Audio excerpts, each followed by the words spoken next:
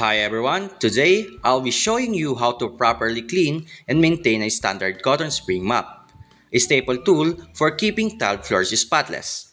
Maintaining your mop after every use is essential. A dirty or damp mop traps bacteria, breeds mold, and causes foul odors, which end up spreading germs around your tiles instead of cleaning them. Here are the materials you will need for proper maintenance. Warm water,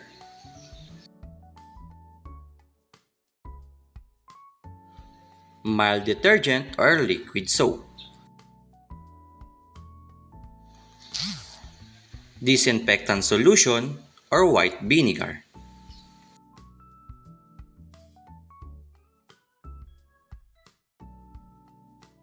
and heavy-duty rubber gloves.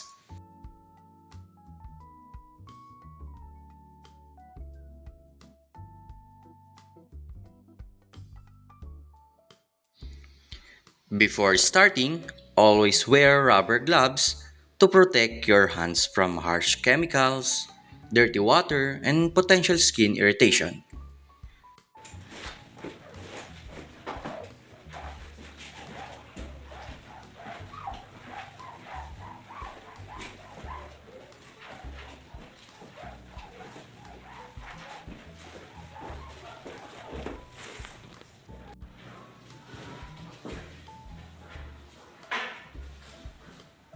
Over the sink or drain, thoroughly rinse the mop head under running water. After mopping your tiles, rinse the mop head thoroughly with warm water until the run-off turns clear to remove loose dirt. Fill the bucket with warm water.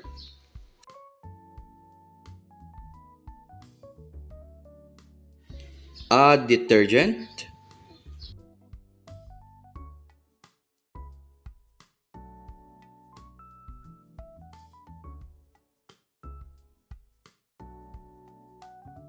And splash of disinfectant or vinegar or white vinegar.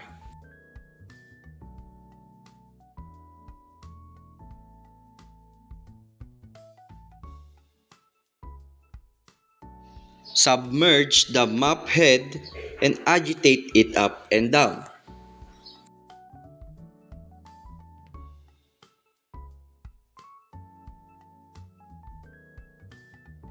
Swish the mop head vigorously to break down trapped grease and neutralize bacteria.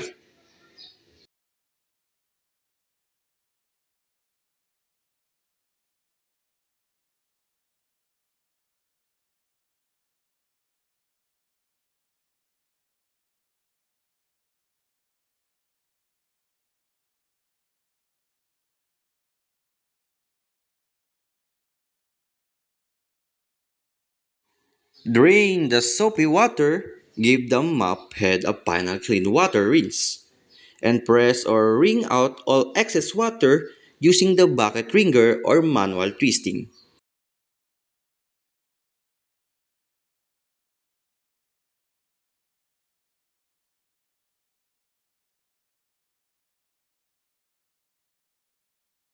Wring out completely, rinse out the soap and wring as much water out of the strands as possible.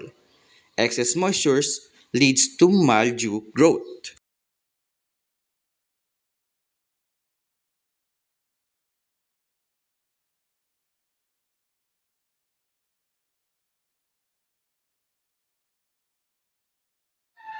Take the mop to a well-ventilated area or outdoors. Hang it head up on a hook or dedicated rack in direct sunlight or fresh air. Always hang your mop head up in a well-ventilated space, ideally under direct sunlight, so the strands dry thoroughly. Here is the final result. The mop strands are bright, completely dry, fresh smelling, and free of tangled debris. Ready for the next tile cleaning session. Through this activity, I learned that properly maintaining your cleaning tools is just as important as cleaning the floor itself. Taking a few extra minutes to sanitize and dry your mop extends its lifespan and ensures a truly hygienic home. Thanks for watching!